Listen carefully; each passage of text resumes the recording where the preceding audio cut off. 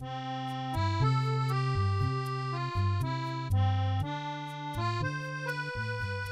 everybody, welcome to Breakfast with Bob. My name is Bob Babbitt. We are brought to you by Velofix, Polar, UCAN, Active, Premium Plus Sports Travel, La Siecle Restaurant at Hotel West, and we are in beautiful Nice, France, and I am joined by Eric Lagerstrom and Paula Findlay. How are you guys doing? Doing wonderful, Bob. Thanks. Well, thanks. We go back a number of years to to going for the Olympic team. We had your posse down in beautiful the Powegians down in San Diego training and trying to get to the Olympics. Yeah, that's right. When we were living down there, and it was just almost in the backyard to come hang out at the radio station and do an interview. We had you guys. I think we just got slotted. I just got slotted in there whenever someone. It was like, someone canceled. Yeah, someone canceled. It's like, hey, where the boys at? Yeah, call those guys. Get Malloy, get Lagerstrom. Yeah. That'd be awesome. And you got into this sport when? 2001, when I was 11 years old. So next year would, I guess, be 20 years in it. 11 years old. What got you into it?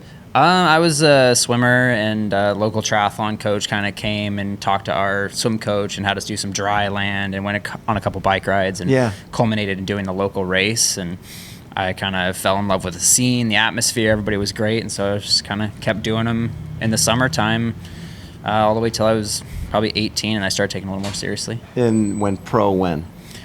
Oh, and middle of 2012, I think. Yeah. And what was the race that made you realize, I could be a pro at this? I think when USAT Nationals came to my hometown in Portland, Oregon, and what was that, like 2007 or 8, I think it was. Yeah. That was the first time I'd been exposed to any sort of national level racing, and I got second the first year, and I got first the next year, and then went to World Championships in Vancouver, BC, another one I could drive to, and that's kind of when I thought it was worth being more serious about it and seeing where it could go. But I don't think there was ever this like, oh, this is obviously going to be my job. Right. Yeah. It just sort of evolved. Yeah. Until maybe 3 years in, when I cashed my first check, then it was maybe this is going to be a real job. So Paula, for you, running, is that something you started as more of a runner? I started as a swimmer, actually. As a swimmer when I was first. 11, and I swam competitively all the way through college and ran with the track team at college as well. So high school and college for track? Yeah, both of those two. So my parents are both runners, and that's sort of why I got into that outlet as well as swimming, and was sort of naturally good at running from my genetics, I guess. So, yeah. So how did triathlon come into your world? It was actually my track coach in university, Glenn Playfair. He was also a triathlon coach and just encouraged me to get a road bike and said, if you try a triathlon this year, I think you can make the junior worlds team for Canada. So I did, and I qualified and went in 2006 to Lausanne for my first junior world team. So that was kind of the first year I'd started. It happened really quick. Yeah, my success in the sport kind of rose quicker than I ever imagined, and kind of jumped into the elite categories really quickly. But in 2008, you won junior and senior national champs? I did, I did back-to-back days. I raced the junior race, and then the day after, senior nationals were that day. But everyone was in Beijing at the Olympics, all the top senior girls, so I had a bit of a weaker field for it. But I still won. Listen, so, gold is gold. Yeah, that's Nobody's true. saying who else was there. Yeah. And then 2009, third in under 23 world. So everything is in 2010. You won a WCS event in London. First Canadian. 2010 was kind of the kickoff of my senior success. I won WTS London and then Kitzbühel and 3 other ones in a row. So that was a huge success. I was ranked number 1 in the world, and I was only 21. I was totally new to it all. Yeah. And so all of a sudden having sponsors and attention and media. Pressure. And the Olympics were coming up in 2012. So it was a really quick rise to the top without much experience. And was it hard to deal with that? Looking back, it was. I think I just kind of was living in the moment, and I had a lot of help around me from Triathlon Canada and from my manager and everyone who was kind of trying to shelter me from some of the pressure. But it definitely was hard, especially when injuries started to set in and I was not able to perform how I used to. And what was was it a hip? It was a hip injury, right? The famous hip injury. Yeah. Before London, I was injured. It was I don't think it was ever super serious. I just didn't treat it properly. I didn't give it the proper time to rest because I was trying to make it to the London Olympics and be on the podium everyone expected. So it was bursitis or something in my hip, and never had surgery, but ultimately it was just total rest after the Olympics that healed it. And the Olympics was not the experience you wanted. No, unfortunately, I came last at the Olympics. Like, I finished and I was not going to, but I went in as a medal hopeful for Canada. Like, I was one of the targeted people to maybe win the race, and was lapped by the whole field in the run. It was just a total disaster, really rough for me, for years after even. So it affected you psychologically, I bet. I think it did, yeah. Like, everything, I was also at an age where, like, my body was changing, and, like, so many things happen when you're between 20 and 22. You just kind of, like, change and get maybe slower at running for a little while, and got a lot of injuries. So, yeah, mentally, psychologically, physically, everything kind of changed after that. And where'd you guys meet?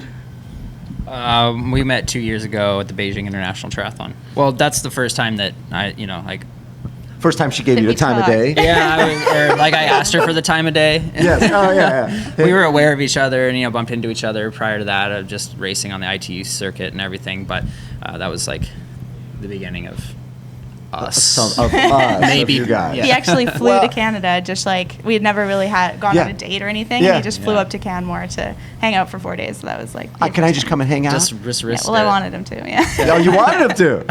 Yeah. No, it wasn't a surprise. We've been talking about it. It was the most epic first date ever. So. So, speaking of surprises, I think there was when you don't make the Olympic team, but then you go and win Alcatraz, right? Was that after the Olympics? In 2015, I won multiple Continental Cups, did well at World Cups, won escape from Alcatraz, won Beijing International. Yeah, that's right. And basically went from like 170th in the world to like 56th in the world in like 6 months. And that's the season after that, right, basically like 2 months before the Olympic trials, I got injured and had this massive hip problem, and basically ran. You had a hip thing too. For I hardly ran before the race and ended up missing out behind Ben Canute actually by about 20 seconds, I think, on going to the games. So yeah, I was first alternate.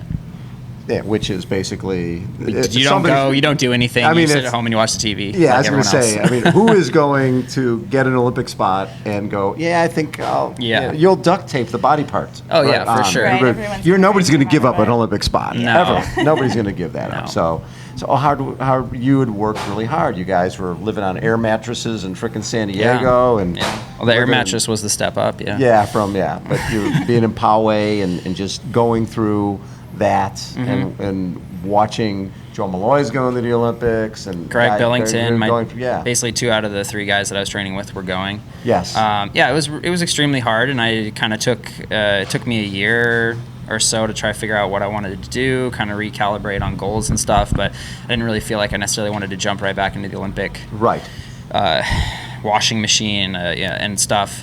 I was never got to the level that Paula was at, where it was just, what race do you want to go to? When do you want to go? Here's the funding, whatever. It was more like, oh, well, if you do this and this, and maybe we think that you're then next week, okay, you're going, and you just have to be permanently sort of fit and ready to go. And I didn't really feel like going through another 4 years of that. So doing non-drafting races, which I think suits you better anyways. Yeah. It's how I grew up. I didn't do my first draft legal race for 6 years after I started doing triathlon, and it's more casual. It's got, like I said, that thing that got me into the sport originally was the good vibes and people kind of being positive, and I like that in the non-drafting scene. Yes, and you can kind of just be. It feels like you can be a little bit more of a master of your own destiny. And yeah, it's interesting with and both you guys racing that ITU circuit. The reality is, when you go to those races, you could be right with the leaders and be in 30th place. Everybody can be right together, right? Yeah. So so much of it is just sort of the crapshoot of where you get off the bike. You could be getting off the bike and transitioning quicker. It's not necessarily the best person who always wins, but the strategy is really important. Where I think, and when you're talking non-drafting, usually the best person is winning the race. Yeah, and you certainly have a lot more time to work with. In an ITU race, if you dive in and you get to the first buoy, 1 meter further back than you normally do, that can equate to 30 seconds at the end of the swim. Yes. And that could be your entire trip to Germany gone in the course of 200 meters to get to the first buoy. Versus here, if that gets messed up, you've got another 1,700 meters to go, and then you've got 2.5 hours on the bike and an hour and a half on the run to kind of make up for that. But in ITU, races can literally be over in 2 seconds. For you, Paula, is that sort of finding that longer distance? Has that been a good thing for you? I think so, yeah. I'm still get injuries now and then, but I do really enjoy it, and I think it's like better as you get older. Like it suits me more to do the longer bike rides, and just been doing the sport so long that sometimes doing this super fast stuff was made me more injury prone. So I miss it a lot. I like the excitement of the ITU races, and not every 70.3 that you go to has the same feel as a WTS race where there's thousands of people watching, and so it can feel a little bit different. But at a race like this, the World Championships, it's definitely like the best of the best, and the excitement is there. So. And this is also, you guys have been here for a while? In Nice? Yeah, we've been here for, it'll be 3 weeks. Yeah, we came over. We came over really early because of the technical bike course and just getting practice on that. Right. So. What do you think? I'm glad we came over early, especially for me, since my weakness is the descending. So being able to know the corners is good for me. Yes. Eric probably would have been fine just arriving this week, but it's been good for me. But for you, you like the technical. Oh yeah, I mean it's like a playground out there. It's exactly what I love to do. Bumpy roads, big U-turns, all that stuff. Yeah, stuff you have to pay attention. You know, whenever I talk to somebody and say, "Oh, this race or this training location is great because you can just put your head down and go, and you don't have to look on." No, no interest. That sounds dumb. Yeah. Like I might as well be racing on the trainer or something, which I'm sure plenty of people would prefer. But I think this is really awesome, and you really have to be a master of all the skills inside of triathlon. So yeah, I'm stoked. I love the course. And you're still loving the sport? Yeah, I mean, it comes and goes, and it's up and down, and it's like whatever, insert any cliche you want, cruel mistress. Like you pour your heart and soul into it every single day, and sometimes you get something back, and sometimes it just kicks you up. It just beats you up. So this has been a hard year with just like I think we were talking earlier, just like kind of ongoing injuries and frustrating things and stuff. But at the end of the day, like whenever I think, I should stop, I'm sure there's something else that I can do that I would, fill in the blank, like more or whatever. I kind of just always come back and I'm like, no, like as long as I can keep doing this, I think this is like the thing that I can do on a daily basis that brings me the most enjoyment, and it's constant opportunity for self-improvement. Sure. And that's I think what it's all about. Paula, what'd you learn about yourself from that Olympic experience? I mean, obviously as a kid, all you want is to go to the Olympics. I want to go to the Olympics. Yeah. And you represented your country at the Olympics, which is awesome, right? How you do is it's great if you get a medal, but if you don't get a medal, people don't really remember what else you do. It's true. Yeah, I think the repercussions from the Olympics still have an effect on my life, and being an Olympian in Canada especially is really cool. And, absolutely. It kind of lives on, and I think I appreciate it more now than I ever did when I was 21 or 22. Yes. I was kind of embarrassed at the time of my performance, and there was a lot of media hype that was not very positive around a lot of things that were going on with my coaching and just how it was managed. So as I get more removed from that, and I'm still recognized in Canada as an Olympian, and as a triathlete, people still know who I am there. So it's cool. I think it was ultimately a good experience for me, although at the time it was difficult. But it's taught me a lot of things that I'm still using in my day-to-day, dealing with setbacks and all of that. So it sort of accelerates your learning. The whole learning process when things happen so young for you, all of a sudden you're winning WTS races, you're winning multiple WTS. I'm going to the Olympics. It was a bit backwards in my career. A lot of people have to start from the bottom and work their way up, whereas I started at the top, and now I'm kind of at the position where I'm trying to work my way up again, and without as much support and funding from other sources. So I'm a little bit of a backwards career, but I still love it. It's still cool. Good for you. It is. It's great to catch up with you guys. See you, Bob. Always a pleasure.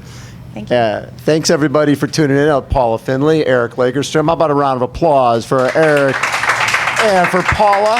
Hold on, everybody. We will be right back.